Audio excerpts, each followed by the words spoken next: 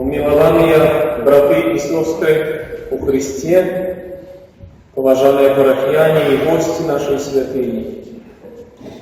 Сегодня, подчас мши, вечери Панской, мы жадаем пережить таємницю Евхаристії ще раз, але по-іншому.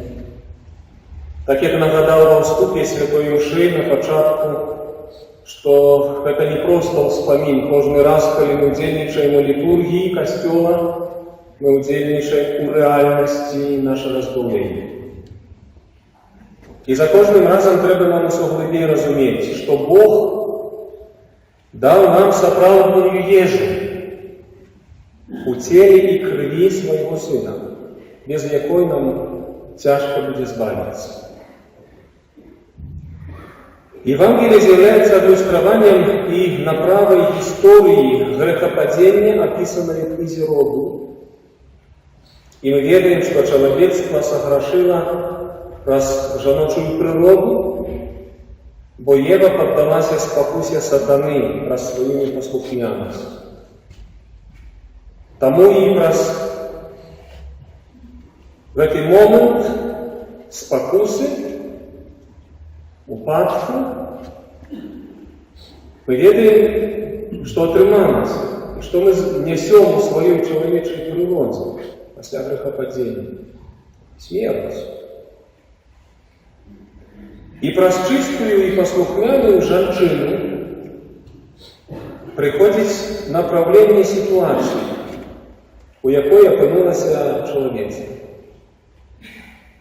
Мария згаджається на Божие планы, и про привітання Анёла дозволяє Богу по-новому открыть брамы рая для человечества. Затем мы доведываемся, что люди отримали смерть по какой причине? Раз древо. У самым древе смерти не было. И плоды этого древа не были ядовитыми. Нет. Наоборот, мы читаем в Библии, что они были пригожие для глаз, цікавые веры. Они вабили человека. И Бог заборонил человеку есть из древа. Для чего заборонил? Как закалить им волю у послухняности и верности своему слову. Бог заборонил с этого древа есть, как закалить нас, нашу волю. И покольки люди съели под этой забороной и не вытривали верности Богу, то смертью вошли разом с грехом. И так открывалось, что смерть от древа. Смерть пришла от древа. И это треба было дополнять. И Бог не мог покинуть в такой ситуации своих детей. И тому Христос повис на древе. Про древо смерть, да? И Христос повис на древе. И мы, браты и сестры, споживаем менавіта плод с древа крижа. Это плод ласки Христового тела и крови. Христос повис на древе. Как теперь мы уже добровольно у послухняности Богу споживаем з древа, якое дає життя. У раї грех зробив то, що праз древа прийшла смерть. А Христос повис на древе для того, как праз древа мы отримали избавление. Это очень важно, бачить Библию. Старые и Новые заповети. Это наша история нашего избавления, все, что происходит с нами. И зауважьте, як виноград висит на лозе, на древе лозы. и мы его споживаем. Правда? Виноград висит на древе у нас. Для того, как мы теперь споживали з древа, якое дає життя, бо Христос – это плод життя на древі крижа. І сапраўды Ён дае нам життєдайную ежу і питво. Люди праз ежу забороненого плоду атрымалі смерць, а теперь у послухмяности Богу могут избавиться праз споживание плодов с древа крижа. Я повторяю несколько раз этой думки, как вы это уловили. Як з'евши урай из древа, яны померли, то теперь нам треба есть из древа, как знов ожить. И это не сказка про спящую красавицу. Нет. Это есть тело Христова, про якое Ён казав під час евхаристичної мови. Открываем Евангелие Иоанна, 6 главу. Мы видим после того, как Христос разложил хлеб, накормил тысячи народа, и они пошли за ним. Пошли за ним шукать его, потому что накормили, они зразумели, Иисус родил цуд, и они пошли за ним. И потом Иисус им тлумачится. Вы шукаете меня тому, что накормил вас. Але вы шукаете сапраўдной ежи. Ежи, которая даст вам життя навеки. И начинаем читать Евангелие от Иоанна, 6 глава, 53 строка. Сапраўды, сапраўды кажу вам, коли вы не будете есть тело Сына Человечего и не будете пить крови Его, не будете иметь життя у самих себе. Кто есть тело мое и пье кровь мою, мое вечное життя, а я его воскрешу в последний день. Бо тело мое, внимание, бо тело мое есть сапраўдная ежа, а кровь моя есть сапраўдное питво. Сапраўдная ежа и сапраўдное питво – это тело и кровь Христа. И кто есть тело мое и пье кровь мою, во мне застається, я у нем. Мои дорогие, это вельми важно. Сегодня, в Великий Четверг, собі усвідомити, що Христос зробив під час апостольної вечері. І Он дав нам сапраўдную ежу. И это плод древа. Древо избавления. Святый Игнатий из Антиохии сказал, что коммуния – это ежа несмиротности. Коммуния – это ежа несмиротности. Каб жить нам, треба есть всенакую ежу земную. Мы знаем, какая вырастает из земли, або походит живем, мы без этой ежи не можем. Наша физиология, мы потребуем ежи, материальной, земной. И эта ежа, хоть и необходная человеку, а як Ісус у Євангелії каже, вона увоходить і виходить з його. Увоходить і виходить з його, это ежа. И эта ежа не может нам вернуть рай. Эта ежа не может нам забеспечить вечную тривалость, вечное обетование. Абсолютно. И как подтвердить, что человек это не только тело, и что он имеет духовную, вечную природу у своей сутности, у своей бытовании, Христос покинул нам вот эту ежу духовную, манну, якая дає сапраўднае жыццё.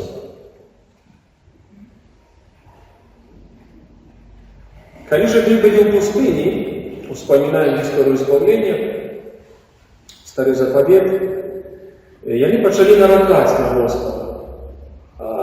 мы там были в Египте, мы ели чеснок, цибулю, мы ели досыта, а мы не знаем, что тут есть. И Бог кормил их неким специфичным хлебом, над яким они абсолютно не працевали. Они не орали, они не садили пшеницы, они не виробляли з муки ось этого хлеба. Они палец о палец не ударили, как этот хлеб у них на столе был. И они отримали манну от Бога, хлеб с неба. И когда они убачили манну, что это? Что это? Это хлеб, с неба упал. Мы его не пекли, а и есть. И это был символ, братья и сестры, это был символ Божьего хлеба. И это было продвижение Святой Евхаристии, якую Бог даст людям на вечное життя, над которой мы не працуем. Это особистый хлеб, это специфичный хлеб. Мы только материю этого хлеба вытворяем. Берите и ешьте с этого усе. Берите и пейте мою кровь, якая будет пролита на отпущение грехов. И святий Ян Златоуст казав, ось це вельми важна думка, яка мені подобалася, коли я колись слухав конференцію Андрея Ткачова, православного святара. Ось він цитував тоді святого Яна Златоуста і казав, що ось ці слова «Берите и ешьте усе, берите и пейте кров мою, яка буде пролита на отпущение грехов». Яны, брати і сестри, мають ту самую силу, что при створении света. Давайте откроем книгу Роду. Первую главу «Як Бог створал свет». В 11 строке мы читаем.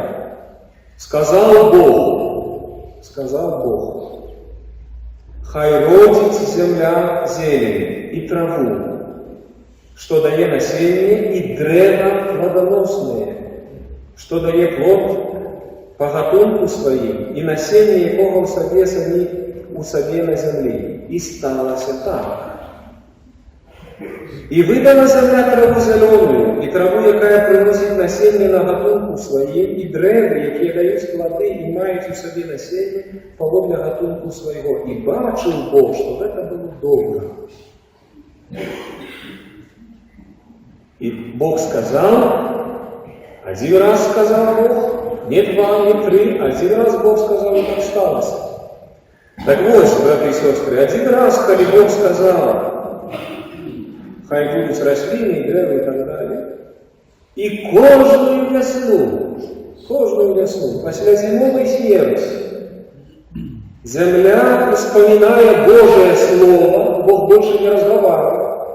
Бог сказал раз, хай будет земля и древа и так далее, вспоминая Божие Слово, и все починає жить и приносить свои плоды. Так само и подчас святой імши, коли святар каже Слово Христа, и мы споживаем менавіта тое самое тело и тую самую кровь, что ели и пили апостолы. Иисус раз сказал, и за каждым разом это все оживает в час Евхаристии. И это абсолютно, мои дорогие, не символ, это не вспомин, это реализация сказанного раз и навеки Слова Христова, якое має в собі силу вечного життя. Бог говорит только раз. И мы задаем питание. Хорошо. Христос у вас воскрес и сидит праворуч Отца в небе. И одночасово Він пробиває тут, на землі у хлібі Евхаристичному.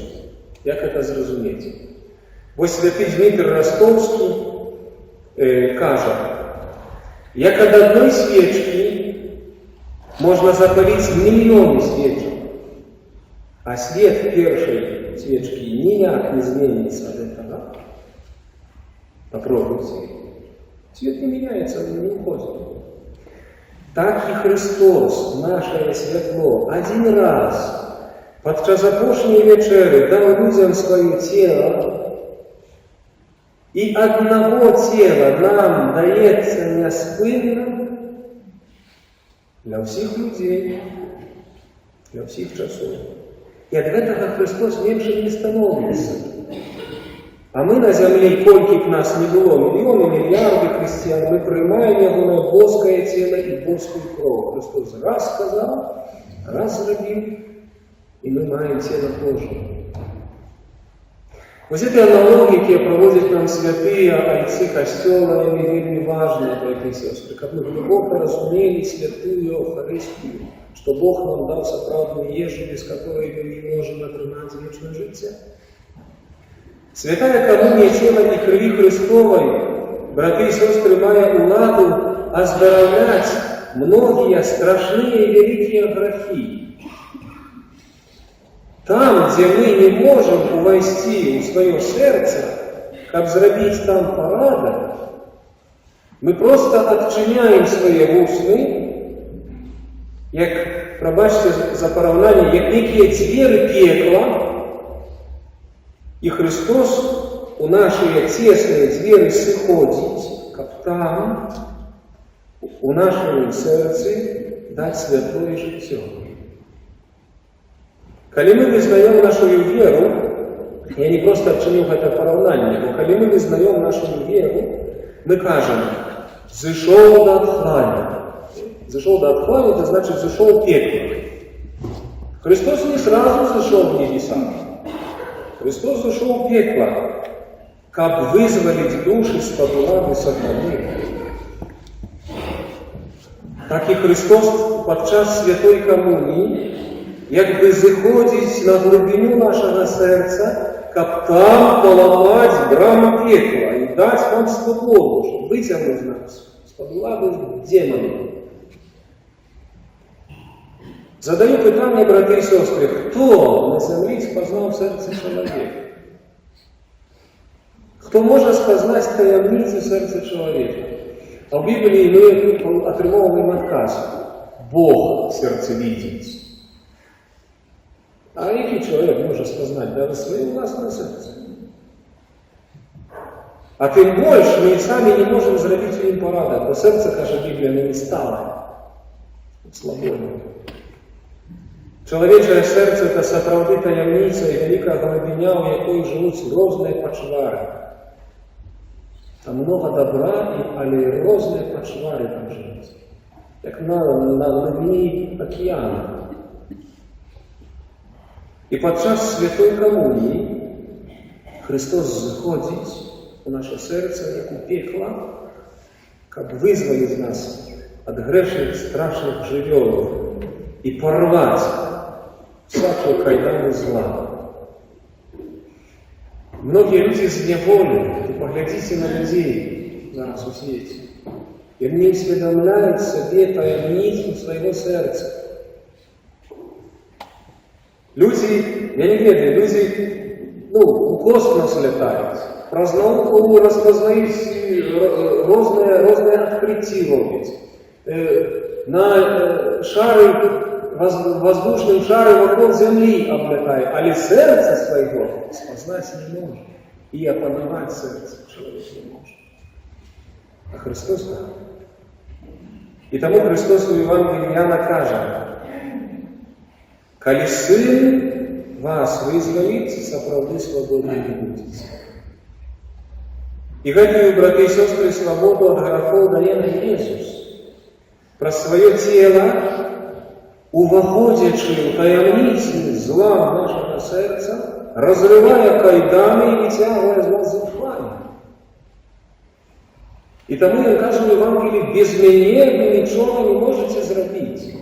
А Папа Франциша неоднократно повторяє, що святая коммуния – это лек для хворых.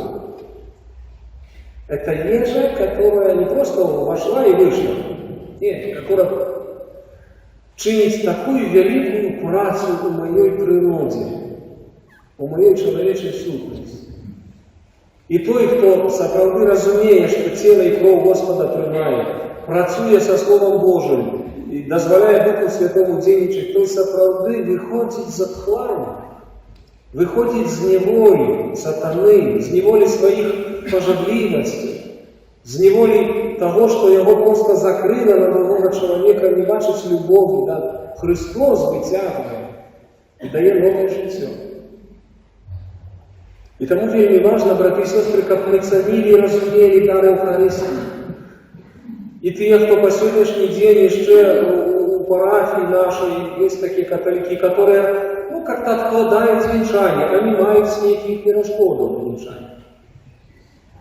А молодченько может назреть. Когда ты назреешь? Ты теряешь хлеб жизни.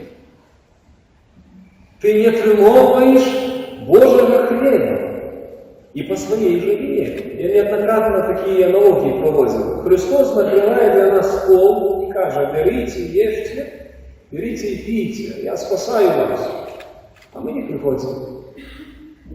Бо есть люди, которые не могут, мають некие перешкоды, каноничные, моральные, и они у сердца имкнутся до этого, и Господь читает их сердце, и Господь дозволит ему свой час привести до Божьего стола. Але коли человек себя дома, обиходит от Божьего стола, ты свідомо губляешь життя. Разумеете, Божий хлеб – это одиная соправдная ежа. Но все, что выходит, все выходит. Только тело и кровь Христовая дає нам новое життя, життя вічне. Тело помре, але душа не. И душа насыщается телом Господним. Душа обмывается кровью Господней. И тому, браты и сестры, вот сегодняшний вечер, подчас імши вечери панської, ми хочемо собі гэта усвідомити. Сакрамент Евхаристії – апошняя думка. Сакрамент Евхаристії веде нас до сапраўднай любові. І Христос не просто так. Перед тим, як сісти за стол, перед тим, як преломить хлеб і подати їм уже як своє тіло, приклонився йому в ноги. І казав: ви слушали сьогодні Євангеліє, казав: зараз ви гэта не разумеете, а потом зразумеете. Зачастую так есть. Мы не одразу разумеем Божью любовь. Поступово. Але потом зразумеешь, что такое Божья любовь.